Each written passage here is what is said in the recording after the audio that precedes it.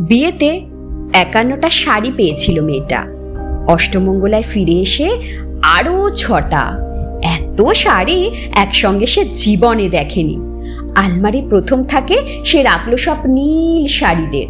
হালকা নীল একটাকে জড়ি ধরে সে বলল, তুই আমার আকাশ।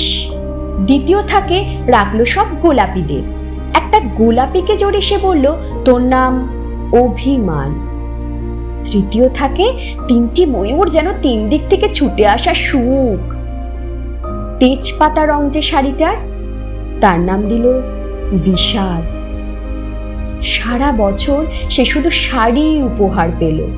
এত শাড়ি সে কি করে এক জীবনে পরবে? কিন্তু বছর যেতে না যেতে ঘটে গেল সেই ঘটনাটা। সন্ধ্যের মুখে মেয়েটি বেরিয়েছিল স্বামীর সঙ্গে চাইনিজ খেতে।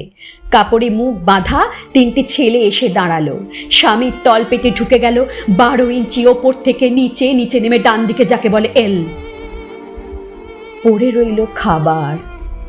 চিলি ফিশ থেকে তখনও ধোঁয়া উঠছে। এর নাম রাজনীতি, বলেছিল পাড়ার লোকেরা। বিয়েতে 51টা শাড়ি পেয়েছিল মেয়েটা। অষ্টমঙ্গলায় ফিরে এসে আরো 6টা।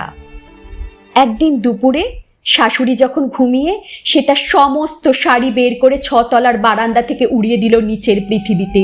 শাশুড়ি পরিয়ে দিয়েছে তাকে সাদা থান। 19 বছরের একটা মেয়ে, সে একা। কিন্তু সে থানও এক ঝটকায় খুলে নিল 3 জন পাড়ার মোড়ে। একটি সদ্য নগ্ন বিধবা মেয়ে দৌড়চ্ছে আর চিৎকার করে বলছে, বাঁচাও বাঁচাও বাঁচাও। পেছনে 3 জন, সে কি উল্লাস! নির্বাক পাড়ার লোকেরা। বিয়েতে 51টা শাড়ি পেয়েছিল মেয়েটা। অষ্টমঙ্গলায় ফিরে এসে আরো 6টা। বিয়েতে 51টা শাড়ি পেয়েছিল মেয়েটা।